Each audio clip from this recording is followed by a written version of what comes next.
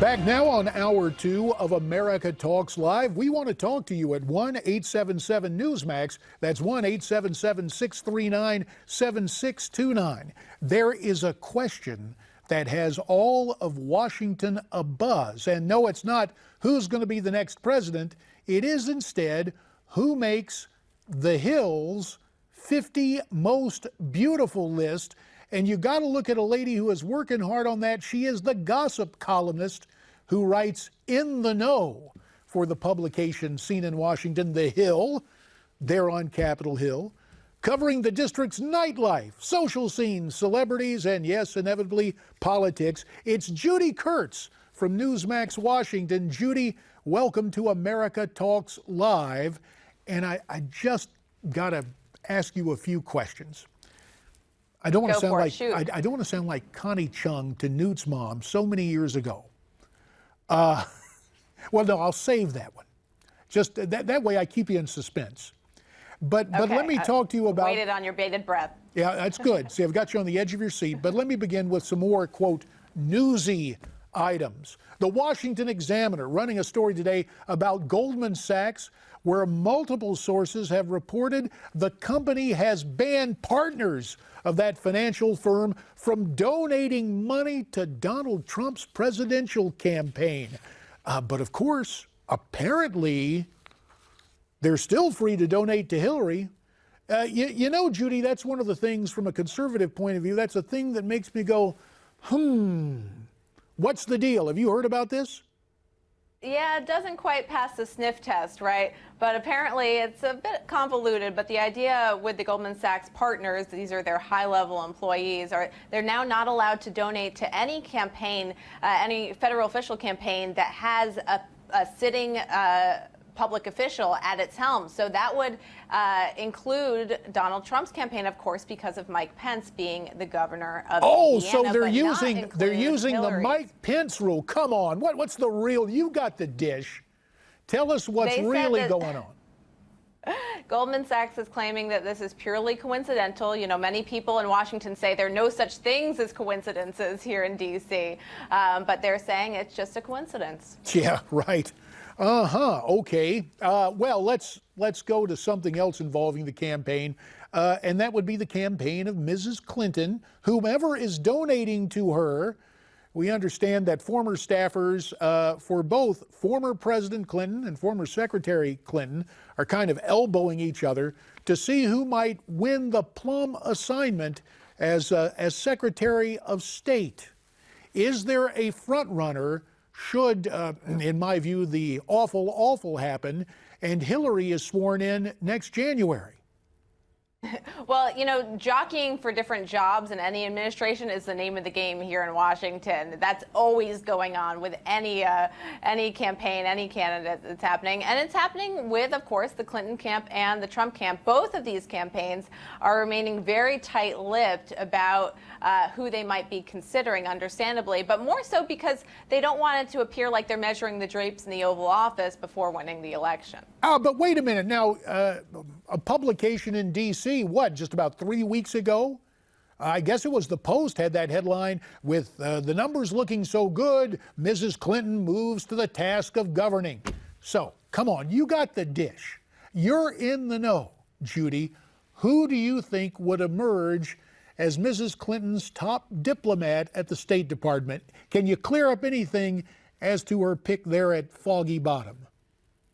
Well, I think we can expect, as many people widely believe, that she's going to use many people from the State Department from her days there, and maybe even from her husband's administration, some recycled folks from there. You know, Donald Trump is really the unknown factor here, since he doesn't have much political background, and we really don't know, in his case, who he might name if he wins the White House. Oh, so he would be the real wild card. So in terms of excitement, instead of a make good, because I think of who was the guy that went to kindergarten with Bill Clinton, great guy, Mac McClarty, who did some work in the White House. Would they ever do a make good? Somebody who left early, they bring back. I perish the thought. Look, let me get to something else, and that is the Secret Service. Because if you're the gossip columnist for The Hill, if you're in the know, you got to know secrets on the Secret Service. Our old buddy, who has written a book about the Secret Service, author Ron Kessler, told us if agents, quote, misbehaved or got in trouble, Mrs. Clinton, by Mrs. Clinton's standards, they were punished by being put on her detail. Now, having heard that, we also understand, just as Dick Nixon had his enemies list, Hillary has a blacklist of people she doesn't want working with her. True? And if so, come on, you're in the know. Who's on the list, Judy?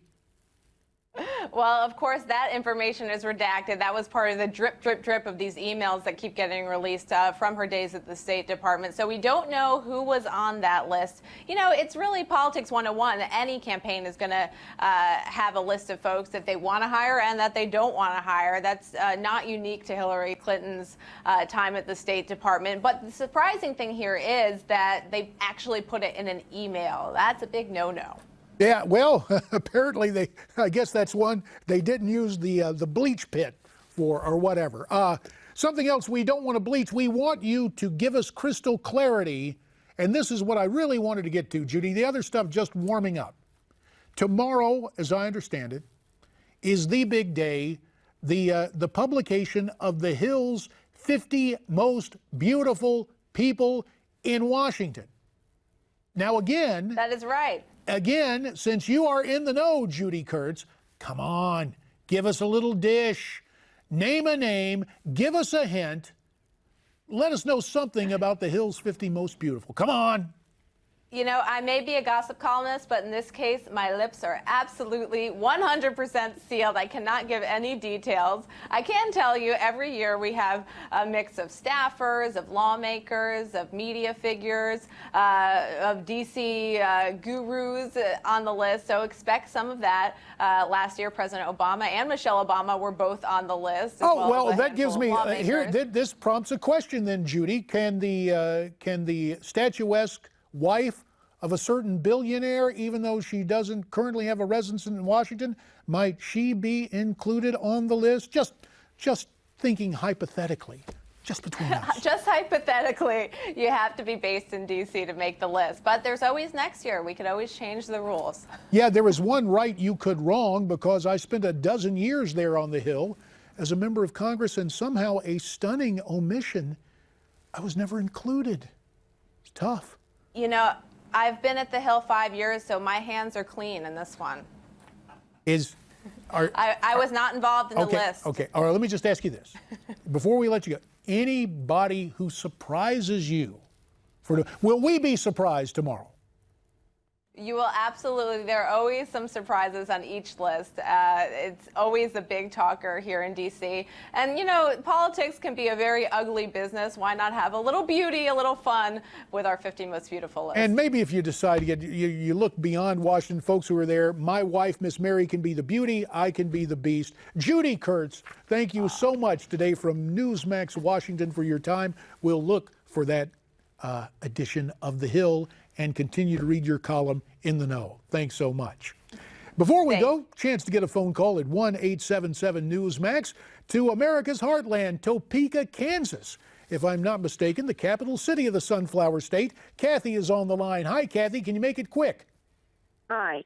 I'm just kind of curious as to what Donald Trump's plan is to help our vets that have PTSD are not able to get treatment. Well, let me answer that for you very quickly. Precisely because they're not able to get treatment at the VA, Mr. Trump wants to open it up so those veterans can seek that kind of care at any outlet they choose, and they're not relying on the long wait times at the VA. I hope that truncated answer helps some, Kathy, and I hope you'll call us again tomorrow. Now, here's where you can find us for this program. Let's take a look. Actually, here's what's coming up tonight on Newsmax Prime. On the list for tonight, our good friend, one-time advisor to Bill and Hillary Clinton and the author of Armageddon, How Trump Can Beat Hillary, Dick Morris, he will be here. Amy Kramer of Tea Party fame, she's now part of a Women for Trump PAC, she will be here.